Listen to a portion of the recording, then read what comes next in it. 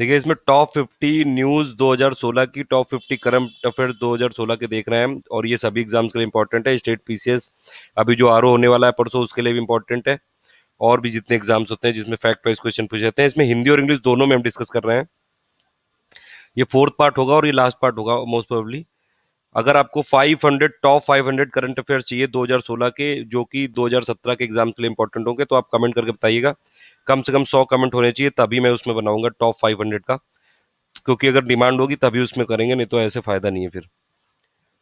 36 को ये पार्ट, ये 36 इसमें देख चुके थे। 37 तक की फॉर्च्यून की जो लिस्ट आती है उसमें अरविंद केजरीवाल को 42nd स्थान प्राप्त हुआ है। काफी ये सरप्राइजिंग है, क्योंकि अरविंद केजरीवाल ऐसा कोई काम, मतलब उनकी ऐसी इमेज है नहीं कि उनको टॉप 50 के वर्ल्ड ग्रेटेस्ट लीडर में दिया जाए।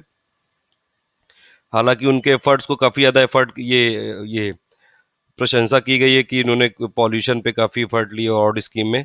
इन कई सारी चीजों में विवादित भी रहते हैं ये, हमेशा कमेंट करते रहते हैं। और भी कई सारे, मतलब जैसे दिल्ली के हैं सीएम, और दिल्ली का काम पे ज्यादा फोकस नहीं रहता है, पूरे इंडिया के पीएम बनना चाहते हैं, तो इसीलिए थोड़ा सा सरप्राइजिंग जरूर है ये। लेकिन आप हम लोग को तो फैक्ट वाइज याद रखने हैं, तो टॉप 50 में है इनका नाम। अरविंद केजरीवाल को 42nd स्थान दिया गया टॉप 50 के वर्ल्ड्स ग्रेटेस्ट लीडर में, दिल्ली के सीएम को। 38 न्यूज है कि वर्ल्ड जो विश्व प्रसन्नता रिपोर्ट है, यानी कि वर्ल्ड हैप्पीनेस इंडेक्स है, उसमें इंडिया की रैंकिंग है 118। इंडेक्स में आपको याद रखिए इंडिया की रैंकिंग और उसको किसने पब्लिश किया है, दो चीज याद रखनी है। तो टोटल वर्ल्ड हैप्पीनेस इंडेक्स 2016 की जो कंपाइल की गई उसमें 157 कंट्रीज को लिया गया है, 157 कंट्रीज का सर्वे किया गया है, और इंडिया की रैंकिंग है 118th। और इसको पब्लिश करता है, इसको पब्लिश करता है सस्टेनेबल डेवलपमेंट सॉल्यूशंस नेटवर्क, जो कि एक ग्लोबल इनिशिएटिव है यूएन का। तो आप याद रखिएगा, विश्व प्रसन्नता रिपोर्ट में भारत का स्थान है 118th, यानी कि ग्लोबल, ये वर्ल्ड हैप्पीनेस इंडेक्स में इंडिया की प्लेस प्लेस है, यानी कि इंडिया की रैंक है 118th। फिर संयुक्त राष्ट्र महासभा यानी कि यूनाइटेड नेशन जनरल असेंबली ने एड्स के खात्मे के लिए, यानी कि एड्स को एंड करने के लिए 2030 ईयर निर्धारित किया है, ये आप याद रखिएगा। 2030 को ये बेंचमार्क बनाया कि 2030 तक एड्स का, पूरा एड्स पूरी दुनिया से खत्म करेंगे इसको।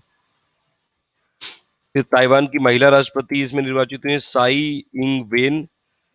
फिर देखिए ये काफी इंपॉर्टेंट है, सौर ऊर्जा यानी कि सोलर एनर्जी में प्रोडक्शन वाइज सबसे ज्यादा, मतलब सबसे ज्यादा प्रोडक्शन कहाँ पे होता है, किस कंट्री में, वो होता है चाइना में। देखिए दो ये पिक है, आप इसको ध्यान से देख लिए, ये कई सारी इसमें आ सकती हैं एग्जाम में, ये मैंने इसीलिए ये हिंदी और इंग्लिश दोनों में बनाया है वीडियो। देखिए टॉप 10 कंट्रीज अगर आप 2015 की देखेंगे इंस्टॉल कैपेसिटी के हिसाब से, तो सबसे ऊपर है चाइना, 22% के साथ है। पूरे वर्ल्ड में जितनी भी मतलब इंस्टॉल कैपेसिटी है फोटोवोल्टाइक बेस्ड जो सोलर एनर्जी की, उसमें चाइना नंबर 1 पे, 22.5% है चाइना की। सेकंड नंबर पे जर्मनी है 20.6% के साथ, और अभी तक जर्मनी वैसे लीड ये पूरे वर्ल्ड का प्रोड्यूसर था सोलर एनर्जी का। थर्ड नंबर पे जापान है 17.8%। इंडिया का भी काफी एम्बिशियस टारगेट है, जैसे इंडिया की गवर्नमेंट ऑफ ये पीएम मोदी ने जो टारगेट लिया 100 GB बनाना है हमको, 175 गीगावाट बनाना है टोटल नॉन कन्वेंशनल एनर्जी से, उसमें से 100 GB बनाना है सोलर से, और 60 GB बनाना है विंड से, और बाकी ये बायोगैस से, और बाकी ये जो स्मॉल हाइड्रो से, इन सबसे।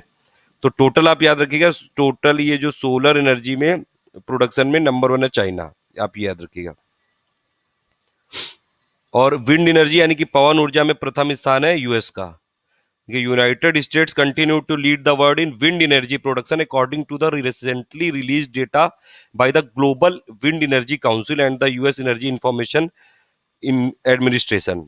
तो ये यूएस जो global energy wind energy council है और यूएस एनर्जी इंफॉर्मेशन एडमिनिस्ट्रेशन के हिसाब से यूनाइटेड स्टेट्स ऑफ अमेरिका है विंड एनर्जी के प्रोडक्शन में नंबर 1 पे।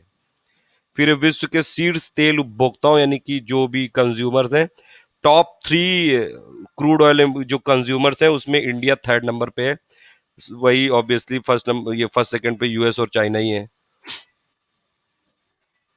जीएसटी जो अभी हुआ है, जीएसटी जो अभी जैसे ये कॉन्स्टिट्यूशनल अमेंडमेंट एक्ट हो चुका है 101वां, और बिल था वो 122वां। उसको सब वो उसमें रिक्वायरमेंट थी, क्योंकि वो उसमें ये फेडरल प्रोविजंस ऑफ इंडिया को ये इफेक्ट करेगा, तो इसलिए जितने भी स्टेट है इंडिया में उसमें से आधे स्टेट्स को उसको अपने जो स्टेट लेजिस्लेटिव असेंबली है उससे पारित करना था स्टेट लेजिस्लेचर से। तो सबसे पहले इंडिया में असम स्टेट ने जीएसटी को अपने स्टेट असम स्टेट लेजिस्लेचर से फाइनली पास कर दिया। फिर केंद्र सरकार ने गांव में 100% यानी कि 100% बिजली पहुंचाने का टारगेट तय किया है गवर्नमेंट ऑफ इंडिया ने। ये डेट आप याद रख लीजिए, 1 मई 2018। ये कितनी बार न्यूज में आता है, हर न्यूज़पेपर में आता है और ये एग्जाम में जरूर आएगा और ये क्वेश्चन बिल्कुल बहुत इंपॉर्टेंट है। तो इंडियन गवर्नमेंट का टारगेट है 100% जो भी 100% जो अभी जैसे 13,000 17,000 गांव बचे थे उसमें से 6-7 हजार अभी हो भी चुके हैं इलेक्ट्रीफाइड और 10,000 11,000 बचे हैं। वो 1 मई 2018 तक का टारगेट है गवर्नमेंट ऑफ इंडिया यानी कि मोदी गवर्नमेंट ने लिया है ये। 1 मई 2018 तक पूरे इंडिया को के जितने भी विलेजेस हैं उसमें 100%, 100% बिजली पहुंच जाएगी। आएगी कितनी ये तो वक्त ही बताएगा, क्योंकि अभी भी जैसे अर्बन एरियाज में भी 100% बिजली तो है लेकिन कई जगह कटौती भी होती रहती है। तो ये आप ये टारगेट आप याद रखिएगा, मेन इस पे फोकस करिए। फिर भारत का पूर्णतः पेपर रहित मंत्रालय बना, यानी कि पेपरलेस मिनिस्ट्री कौन सी सबसे पहले बनी? Ministry of coal. तो ministry of coal has gone completely digital from October 16। तो आप ये याद रखिएगा, कोल मिनिस्ट्री पेपरलेस हो गई है पूरी तरह से। फिर किस राज्य ने लोक वित्तीय प्रबंधन प्रणाली लागू की, यानी कि पब्लिक फंड मैनेजमेंट सिस्टम किसने किया है, किस स्टेट ने? तो Jharkhand has become the first state to implement public fund management system.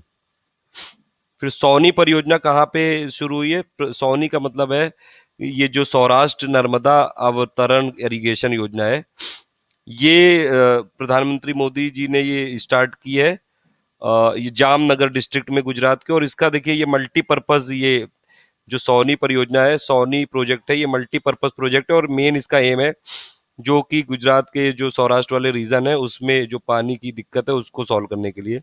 Multipurpose का मतलब ही होता है कि कई सारे इसके यूज हो जाएंगे।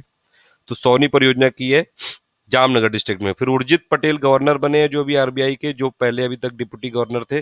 24th गवर्नर बने हैं ये। और 50th न्यूज है, वरिष्ठ नागरिकों की निम्न प्रतिशत वाला राज्य है, मतलब सबसे कम जो ओल्ड एज वाले 60 से ऊपर वाले जो लोग हैं 4.6% है सिर्फ अरुणाचल प्रदेश की आबादी के। तो सबसे देखिए जो इंडिया में, एक मैं आपको फैक्ट बता रहा हूँ, जैसे इंडिया के जो साउथ वाले स्टेट हैं जैसे केरला, तमिलनाडु, ये सब काफी ज्यादा यहाँ पे जो ओल्ड एजिंग जो पॉपुलेशन है काफी ज्यादा है। देखिए लिखा हुआ है ये मैप भी इसीलिए मैंने कलेक्ट किया है। ये एल्डरली पॉपुलेशन में टॉप 5 स्टेट कौन कौन से हैं? केरला है, सबसे ज्यादा केरला है, केरला में एल्डरली पॉपुलेशन सबसे ज्यादा है। फिर उसके बाद गोवा है, फिर तमिलनाडु, फिर पंजाब, फिर हिमाचल। और ये देखिए मिनिस्ट्री का डेटा है। और फिर जो बॉटम 5 में है, सबसे कम एल्डरली पॉपुलेशन है अरुणाचल प्रदेश की, फिर मेघालय और नागालैंड है, फिर मिजोरम है, फिर सिक्किम है।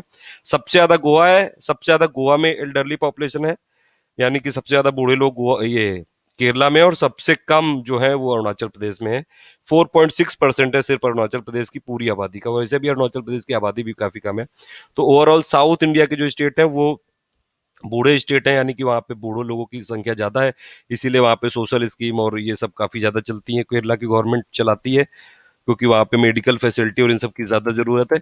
और नॉर्थ ईस्ट जो इंडिया का है वो काफी यंग है, यानी कि यहाँ पे जो नॉर्थ ईस्ट है इंडिया का, नॉर्थ ईस्ट वाले जो 8 स्टेट है, 8 जो सिस्टर सिटीज हैं, जैसे कि सिक्किम, अरुणाचल प्रदेश, मणिपुर, मेघालय, मिजोरम, त्रिपुरा, ये सब में ये काफी यंग पॉपुलेशन काफी ज्यादा है। देखिए अरुणाचल प्रदेश में 4.6% पॉपुलेशन है सिर्फ एल्डरली। और फिर सेकंड नंबर पे मेघालय है, इसमें भी 4.7% है सिर्फ। थर्ड नंबर पे ये नागालैंड है, इसमें भी 5.2% है सिर्फ।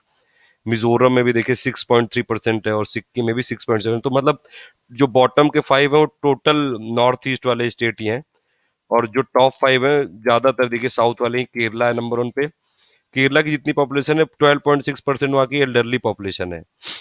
फिर सेकंड नंबर पे गोवा है, उसमें 11.2 यानी कि 11.2 पॉपुलेशन जो गोवा की है वो एल्डरली है। फिर तमिलनाडु है, 10.4% पॉपुलेशन है तमिलनाडु की, वो एल्डरली पॉपुलेशन है। और पंजाब में भी जितनी भी आबादी है उसका 10% देखिए एल्डरली है, और हिमाचल प्रदेश में 10.2%। तो ये एल्डरली जो पॉपुलेशन जहाँ भी स्टेट में रहती है, तो गवर्नमेंट के ऊपर काफ़ी ज़्यादा ये एक तरह से रिस्पॉन्सिबिलिटी रहती है, क्योंकि जो एल्डरली लोग होते हैं उनको मेडिकल फैसिलिटीज़ प्रोवाइड कराना, उनको सोशल सिक्योरिटी देना, ये सब काफी इस पे काम करना पड़ता है। टॉप 500 अगर आपको बनवाना है तो कमेंट करते रहिए। Thank you for listening.